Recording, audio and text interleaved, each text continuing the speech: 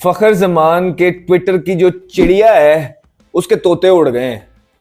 ठीक है, जो ट्वीट उन्होंने की थी और उनकी चिड़िया के जो थे उसके तोते उड़ा दिए गए। अब देखने वाली बात यह है कि जो बाकी उनके साथी प्लेयर उनके एजेंट के साथ हैं, अब उनकी जो चिड़िया के तोते हैं वो फखर जमान के लिए उड़ेंगे या नहीं उड़ेंगे, या सिर्फ उन्होंने फखर जमान की चिड़िया के तोते ही उड़ाने थे।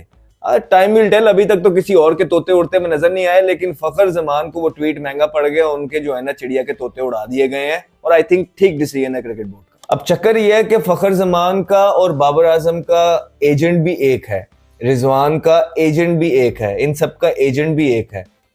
उस एजेंट ने फखर जमान से तो ट्वीट करवा दी, तो क्या अब वो बाकी के जो उनके प्लेयर्स हैं, अब जब फखर जमान उस ट्वीट की वजह से ड्रॉप हो गए, उनका सेंट्रल कॉन्ट्रैक्ट चला गया, तो वो जो एजेंट है वो जिनकी वजह से ड्रॉप हुए हैं उनके अकाउंट से फखर जमान के लिए ट्वीट करेंगे?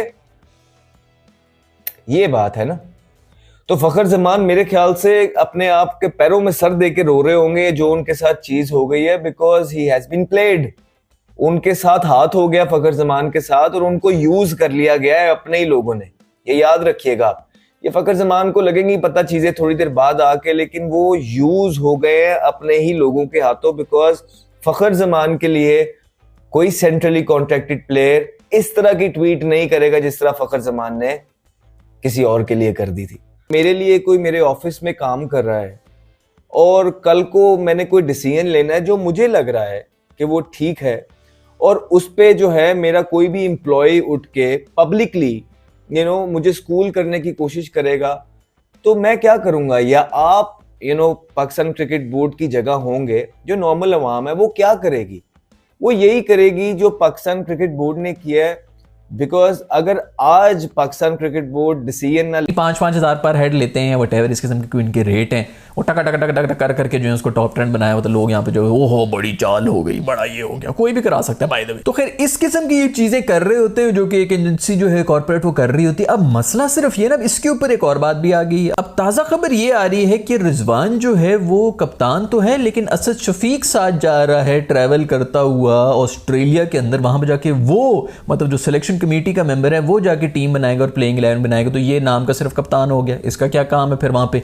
इसी वजह से ये कोच वोच भी नाराज होकर चले गए कि हमें क्यों निकाल दिया और वो सब चीजें कर ली। वो इसीलिए इन्होंने किया है क्योंकि अब रिजवान जो कप्तान बने हैं वो भी इसी एजेंसी के बंदे हैं, बाबर भी इसी एजेंसी का, ये सारा टोला जो है वही है। ये ज़का अशरफ ने तभी कह दिया था कि रिजवान को मैं इसलिए नहीं बना सकता कि वो भी इसी एजेंसी का है भाई। तो दोबारा कहीं उस तरह की कुछ चक्कर या फेवर्स ना हो रही हो। एक सिलेक्शन कमेटी का मेंबर गया हुआ है और वो यही देख रहे हैं। मुझे तो समझ नहीं आ रहा, लोग बड़े नाराज हो रहे हैं कि भाई ये क्या बात होगी, सिलेक्शन असद शफीक को क्यों भेज दिया एंड ऑल दैट। भाई आप लोगों को पता नहीं है कि अंदर क्या कुछ चल रहा है। ये बहुत डीप रूटेड किस्म के इश्यूज चल रहे हैं इस वक्त हमारी टीम के, जो पिछले 2-3 साल से जो है, जिसकी वजह से पूरा बेड़ा गर्क हुआ हुआ है। और बिजनेस मैन तो अपना बिजनेस देखेगा ना, उसने क्या देखना है कि यार कौन से मुल्क की टीम ऊपर जा रही है, कौन से मुल्क की। हाँ ये है कि जब टीम ऊपर जाती है तो आपके प्लेयर्स के भी रेट बढ़ रहे होते हैं ऑल दैट, लेकिन कहीं ना कहीं बिजनेस को डिफेंड करने के चक्कर में वो फिर सारा चीज जो है वो धंधा बन जाता है, और फिर धंधा तो गंदा होता है। तो इसलिए अगर असद शफीक अभी बीच में बैठा हुआ है और वो साथ जाके जो है वो टीम वीम सेलेक्ट कर रहा हो, अगर वो ये देखेगा कि कोई फेवर ना हो, यारी दोस्ती ना चल रही हो, तो इसमें क्या बुराई है भाई? हर चीज के ऊपर पीसीबी को जो है गंदा कर देना, पीसीबी तुम गंदे हो, तुम भी गंदे हो, तुमने ये क्यों किया, तुमने वो क्यों किया, तुमने ये गैरी कस्टन को भी निकाल दिया।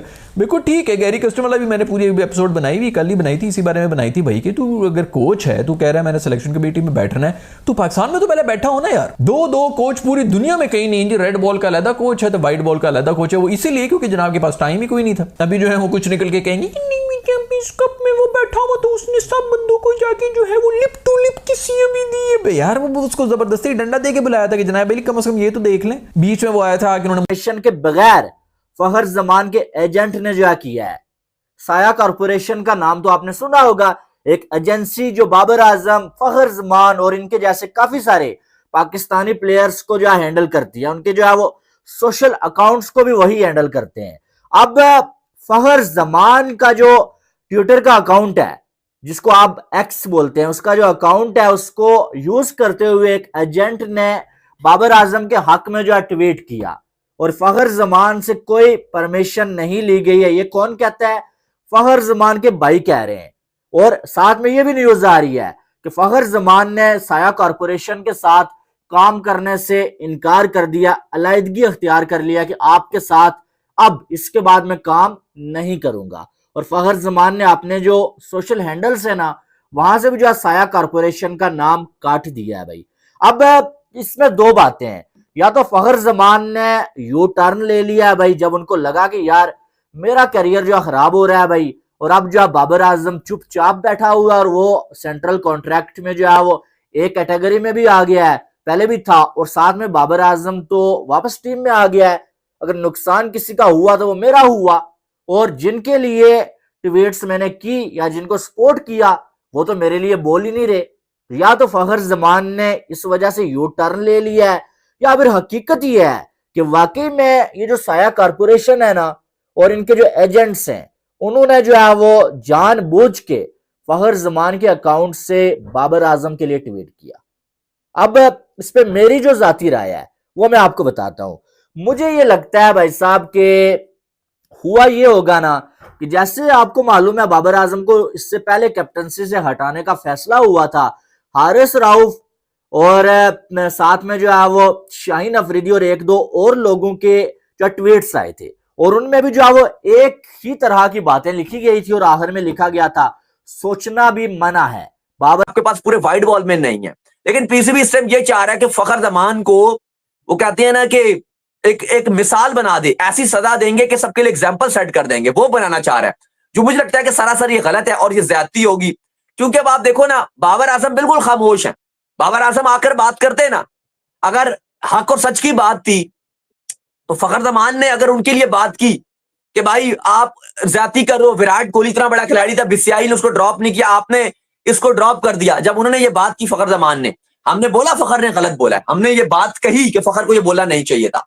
लेकिन अब बात यह है कि बाबर का क्या गया, वो तो सेंट्रल कॉन्ट्रैक्ट की भी एक कैटेगरी में दो खिलाड़ी हैं, बाबर रिजवान, वो उसमें भी हैं, उन्हें कोई फर्क नहीं पड़ा। बहुत बड़ी गलती की फखर जमान ने बाबर आजम के हक में जो है वो बात करके। आपको पता ही है कि ये जितने खिलाड़ी हैं ये सिर्फ जो अपने बारे में सोचते हैं।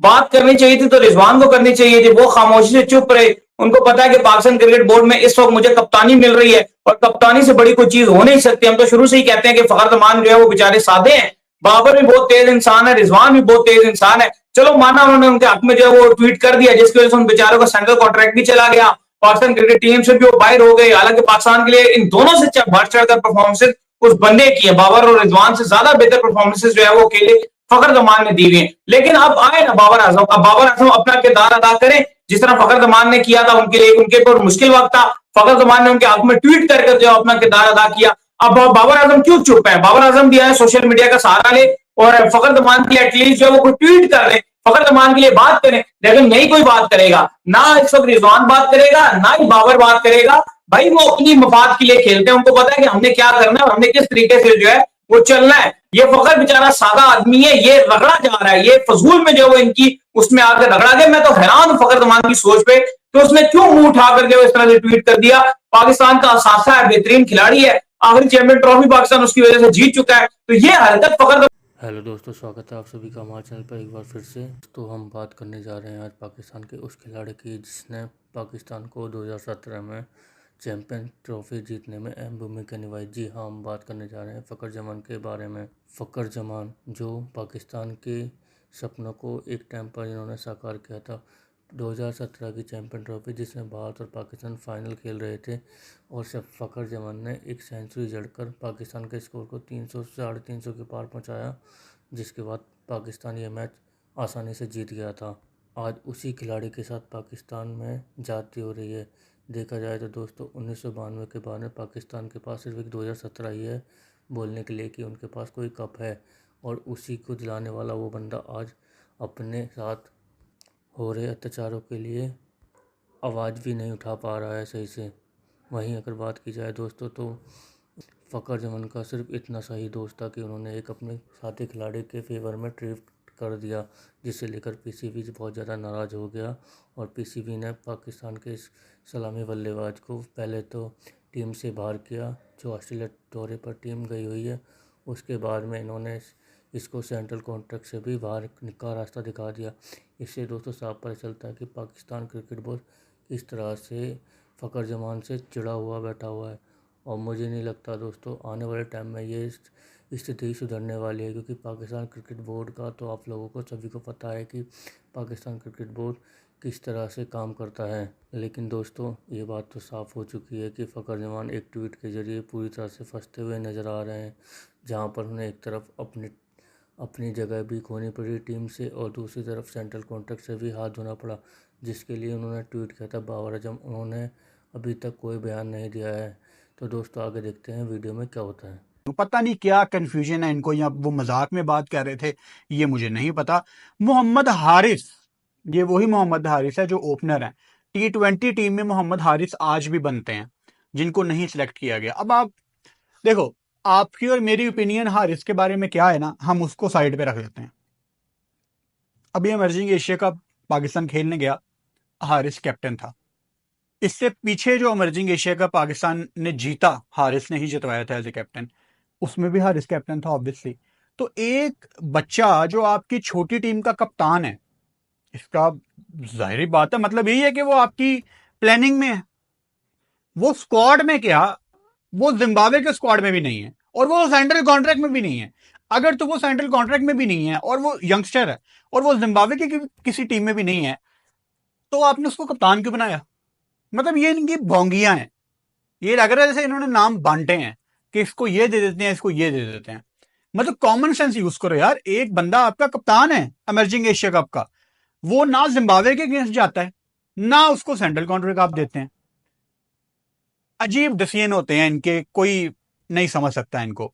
सरफराज अहमद को इस दफा सेंट्रल कॉन्ट्रैक्ट नहीं मिला, ठीक है। आई मीन सैफी अपनी पीक की क्रिकेट खेल चुका है और अब आपके पास बैकअप में दूसरे विकेट कीपर हसीबुल्ला वगैरह लगे हुए हैं जिनको आप टेस्ट का फॉर्मेट खिला सकते हैं। तो आई थिंक ठीक डिसीजन है। शाहनवाज दहानी, जिनको बड़े लोग पूछते हैं कि यार दहानी कब इंटरनेशनल लेवल का बॉलर बनेगा, दहानी का नाम हम कब से सुन रहे हैं, 2 साल से प्लस, अभी तक नहीं वो कुछ कर पाए।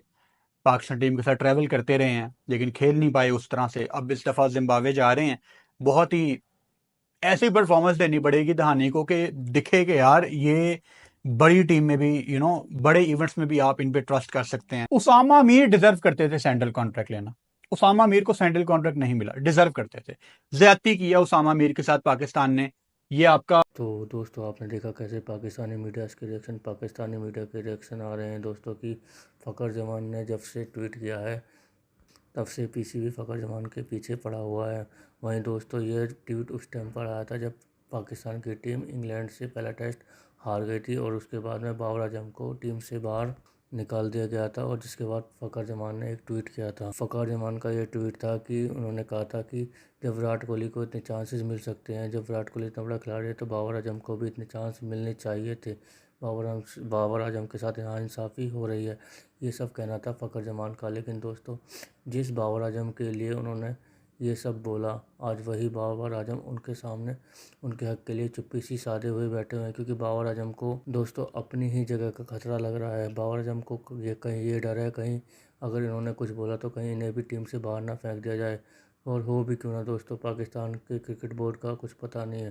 पाकिस्तान क्रिकेट बोर्ड को ऐसे ही थोड़ी ना पाकिस्तान कॉमेडी बोर्ड कहा जाता है, जो कि उनके एक मीडिया वाले ने कहा भी है।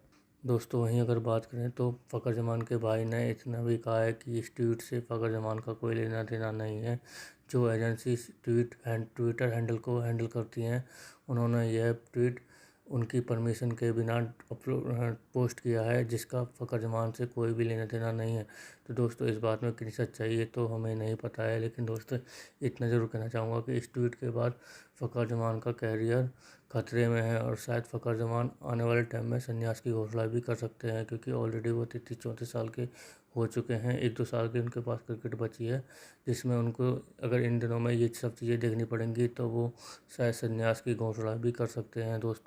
दोस्तों, देखने वाली बात तो ये कि आखिर पर पीसीबी कब तक फ़खर जमान के साथ ऐसा करता रहेगा, ये तो टाइम ही बताएगा। क्योंकि आने वाला टाइम कैसा होगा फ़खर जमान के लिए, ये सब पाकिस्तान क्रिकेट बोर्ड के ऊपर डिपेंड करता है। तो दोस्तों, कैसे लगी आज की हमारी वीडियो हमें कमेंट करके ज़रूर बताएं। मेरे चैनल को लाइक एंड सब्सक्राइब जरूर करें ताकि आपका हमारे साथ बना रहे। धन्यवाद।